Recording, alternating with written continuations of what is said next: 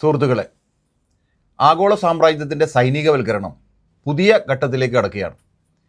ഈ വർഷം ജൂണിൽ ദി ഹേഗ് നഗരത്തിൽ ചേർന്ന നാറ്റോ ഉച്ചകോടിയിൽ അംഗരാജ്യങ്ങൾ ഒരു തീരുമാനത്തിൽ എത്തിച്ചേർന്നു. അതായത് 2035 തങ്ങളുടെ GDPയുടെ 5% പ്രതിരോധ ചെലവിനായി മാറ്റിവെക്കുക. 2024 ഈ അനുപാതം അമേരിക്കയിൽ 3.5%, യൂറോപ്യൻ യൂണിയൻ 1.9%. അതായത് പ്രത്യേകിച്ച് യൂറോപ്പിൽ വൻതോതിലുള്ള സൈനിക ചെലവ് വർധനയാണ് മുന്നിൽ. യുദ്ധാനന്തരം സമാധാന നയത്തിന് പ്രതിജ്ഞാബദ്ധമായിരുന്ന ജപ്പാനും അതിൻ്റെ പരിമിതി ഉയർത്തുകയാണ്.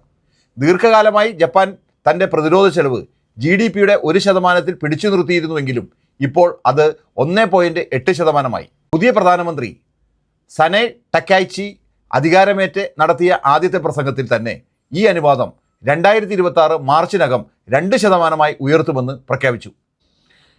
ഇങ്ങനെ എല്ലാ സാമ്രാജ്യത്വ രാജ്യങ്ങളിലും സൈനികവൽക്കരണത്തിൻ്റെ വേഗതയിൽ വൻ വർധനയാണ് നടക്കുന്നത്. ഇത് ഒരു പുതിയ ഘട്ടത്തെ സൂചിപ്പിക്കുന്നു.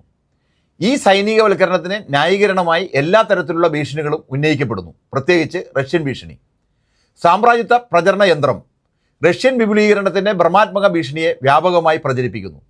യുക്രൈൻ അധിനിവേശം ഇതിൻ്റെ ആദ്യപടി മാത്രമാണെന്നാണ് അവരുടെ വാദം. എന്നാൽ യാഥാർത്ഥ്യമേറെയാണ്.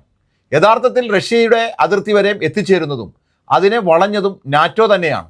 ബിൽ ക്ലിൻ്റൺ ഭരണകാലത്ത് അമേരിക്ക അന്നത്തെ സോവിയറ്റ് യൂണിയൻ്റെ പ്രസിഡന്റായിരുന്ന മിഖായിൽ ഗോർബച്ചോവിനോട് നാറ്റോ കിഴക്കോട്ട് വികസിപ്പിക്കില്ല എന്ന ഉറപ്പ് നൽകിയിരുന്നു. ആ ഉറപ്പിനെ ലംഘിച്ചാണ് നാറ്റോ അതിർത്തി വരെ രാജ്യങ്ങളെ ഉൾപ്പെടുത്തിയതും പിന്നീട് ഉക്രൈനെയും ഉൾപ്പെടുത്താൻ ശ്രമിച്ചതും.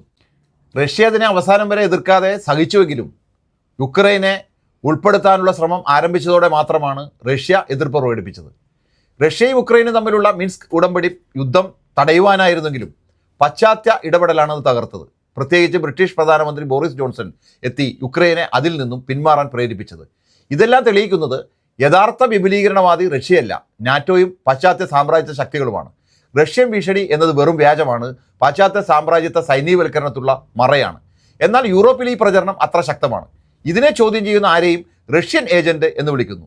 ജർമ്മൻ ഇടതുപക്ഷ നേതാവായ സാറാ വാഗൻസ്നെസ്റ്റ് റഷ്യൻ ഭീഷണിയുടെ പൊള്ളത്തരം ചൂണ്ടിക്കാട്ടിയതും റഷ്യയുമായുള്ള സഹകരണം യൂറോപ്യൻ സുരക്ഷയ്ക്ക് അനിവാര്യമാണെന്ന നിലപാടിനും ജർമ്മൻ മാധ്യമങ്ങളിൽ പുട്ടിൻ്റെ അനുകൂലി എന്ന് മുദ്രകുത്തപ്പെടുകയാണ് ഉണ്ടായത്.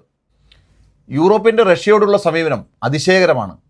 റഷ്യക്കെതിരായ ഏകപക്ഷീയമായ ഉപരോധങ്ങൾ പാശ്ചാത്യ രാഷ്ട്രങ്ങൾ നടപ്പിലാക്കിയതോടെ റഷ്യൻ ഊർജ്ജ ഇറക്കുമതികൾക്ക് പകരം അമേരിക്കൻ ഊർജ്ജം വാങ്ങേണ്ടി വന്നു. അത് വളരെ വില കൂടിയതായിരുന്നു. ഫലമായി ജർമ്മനിയിലും മറ്റു രാജ്യങ്ങളിലും ജീവിത ചെലവിൽ വർധനയും തൊഴിലാളി വർഗത്തിനുള്ള ദുരിതവും ഉയർന്നു. അതോടൊപ്പം ഉൽപ്പാദന ചെലവിൽ വർധനയെ തുടർന്ന് ജർമ്മൻ ഉൽപ്പന്നങ്ങളുടെ അന്താരാഷ്ട്ര മത്സരശേഷി കുറഞ്ഞു. നിക്ഷേപങ്ങൾ പിന്നോട്ട് പോയി. വ്യവസായ പിന്നോക്കാവസ്ഥ സംഭവിച്ചു. യൂറോപ്പിന് സ്വന്തം താല്പര്യങ്ങൾ ഉപേക്ഷിച്ച് അമേരിക്കൻ സമ്മർദ്ദത്തിന് കീഴടങ്ങിയതും അതിശയകരമാണ്. ഇത് ഒരു നയതന്ത്ര പിഴവല്ല, മറിച്ച് യൂറോപ്യൻ രാഷ്ട്രീയ നേതൃത്വത്തിൻ്റെ സ്വഭാവവുമായി ബന്ധപ്പെട്ടതാണ്. ജർമ്മൻ ചാൻസലർ ഫ്രിഡ്രിച്ച് മെർസ് ഉദാഹരണത്തിന് അമേരിക്കൻ ഇൻവെസ്റ്റ്മെൻറ്റ് ഭീമൻ ബ്ലാക്ക് റോക്കിൻ്റെ ജർമ്മൻ ഉപസ്ഥാപനത്തിൻ്റെ അധ്യക്ഷനായിരുന്നു. അങ്ങനെ അമേരിക്കൻ കോർപ്പറേറ്റുകളുമായി ബന്ധമുള്ള യൂറോപ്യൻ നേതാക്കൾക്ക് മുൻകാല നേതാക്കളായ ഷാർൽ ഡി ഗോൾ അല്ലെങ്കിൽ വില്ലി ബ്രാൻഡ് പോലുള്ള യൂറോപ്യൻ താല്പര്യങ്ങൾ സംരക്ഷിക്കാൻ കഴിയില്ല. എങ്കിലും ഈ ഘടകം മാത്രം യൂറോപ്പിൻ്റെ ഈ സാമ്പത്തിക സ്വയം നാശത്തിന് മുഴുവൻ വിശദീകരണമല്ല. യൂറോപ്യൻ നേതാക്കൾക്ക് തോന്നിയത് ഉക്രൈൻ യുദ്ധം നീണ്ടു നിൽക്കുന്നുവെങ്കിൽ റഷ്യയിൽ ഭരണപരിവർത്തനം സംഭവിക്കാം. അപ്പോൾ യൂറോപ്പിനും അമേരിക്കയ്ക്കും റഷ്യയുടെ വിസ്തൃതമായ പ്രകൃതി വിഭവങ്ങളിലേക്കുള്ള സ്വതന്ത്ര പ്രവേശനം ലഭിക്കും. റഷ്യ ഇപ്പോൾ ചൈന, ഇറാൻ മുതലായ പാശ്ചാത്യ വിരുദ്ധ രാജ്യങ്ങളുമായി ചേർന്ന് സാമ്രാജ്യത്വ ആധിപത്യത്തെ വെല്ലുവിളിക്കുന്ന ഒരു കൂട്ടായ്മയുടെ ഭാഗമാണ്. റഷ്യയിൽ ഭരണപരിവർത്തനം നടന്നു കഴിഞ്ഞാൽ ഈ കൂട്ടായ്മ തന്നെ തകരും. അതുകൊണ്ട് സാമ്രാജ്യത്വത്തിന് അതിനുള്ള താല്പര്യം ശക്തമാണ്. ഇതിനൊപ്പം അമേരിക്കൻ പ്രസിഡന്റ് ഡൊണാൾഡ് ട്രംപ് വെനിസ്വേലയെയും കൊളംബിയയെയും ഇടതുപക്ഷ ഭരണകൂടങ്ങൾക്കെതിരെ ഭരണപരിവർത്തനം ലക്ഷ്യമാക്കി പ്രവർത്തിക്കുന്നു. വെനിസ്വേലയിലെ ഇടതുപക്ഷ നേതാവ് നിക്കോളാസ് മഡൂറോയെ മയക്കുമരുന്ന് കച്ചവടക്കാരനും ഭീകരനും എന്ന് മുദ്രകുത്തി സൈനിക ഇടപെടലിന് ഭൂമിക ഒരുക്കുകയാണ്. വെനിസ്വേല സമ്പന്നമായ പ്രകൃതി വിഭവങ്ങളാൽ നിറഞ്ഞാണ്, പ്രത്യേകിച്ച് ദുർലഭ ധാതുക്കളിൽ. അതുപോലെ തന്നെ അത് ആൻറ്റി ഇമ്പീരിയലിസ്റ്റ് രാജ്യങ്ങളുടെ കൂട്ടായ്മയാണ്. അതിനാൽ വെനിസ്വേലയിലെ ഭരണപരിവർത്തനം സാമ്രാജ്യത്വത്തിന് 2 ഇരട്ടി നേട്ടം നൽകും. വിഭവങ്ങളിലേക്കുള്ള നിയന്ത്രണവും രാഷ്ട്രീയ പ്രതിപക്ഷത്തിൻ്റെ തകർക്കലും.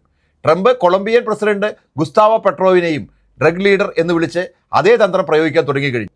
ഇത് വിജയിച്ചാൽ ലാറ്റിൻ അമേരിക്ക മുഴുവൻ ക്യൂബ അടക്കമുള്ള ഇടങ്ങളിൽ സാമ്രാജ്യത്വ ഭരണ പരിവർത്തനങ്ങൾക്കായി വല നീട്ടാൻ അവർ തയ്യാറാകും.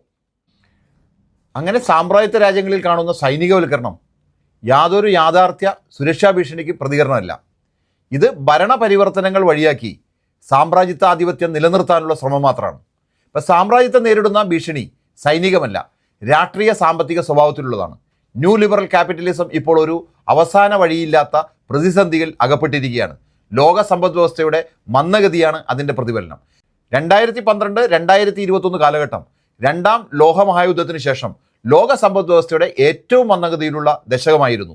ഇപ്പോൾ അമേരിക്കയിലെ കൃത്രിമ ബുദ്ധി ബബിൾ പൊട്ടുമ്പോൾ ഈ വളർച്ചാ നിരക്ക് കൂടുതൽ താഴേക്ക് പോകും.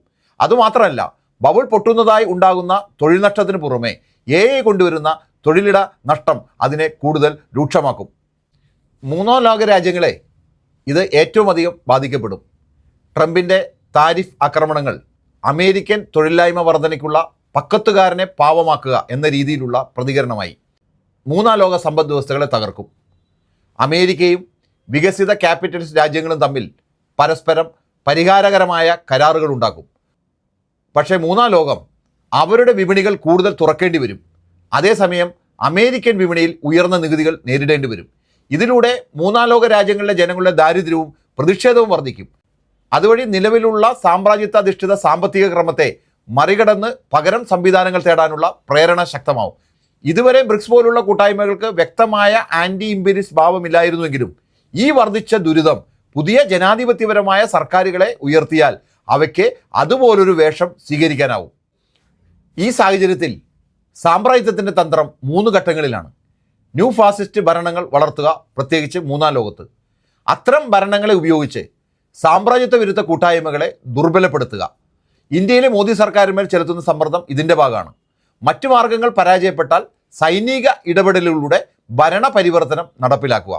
ചുരുക്കി പറഞ്ഞാൽ ന്യൂ ലിബറൽ ക്യാപിറ്റലിസത്തിൻ്റെ പ്രതിസന്ധി അതിൻ്റെ തന്നെ പരിധിക്കുള്ളിൽ പരിഹരിക്കാനാകാത്തതിനാൽ സാമ്രാജ്യത്വം സൈനിക ശക്തികളിലൂടെ മൂന്നാം ലോകരാജ്യത്തെ അടിച്ചമർത്താൻ പ്രേരിപ്പിക്കുകയാണ്. നാം ഇന്ന് കാണുന്ന ഈ ആഗോള സൈനികവൽക്കരണം അതിൻ്റെ പ്രതിഫലനമാണ്.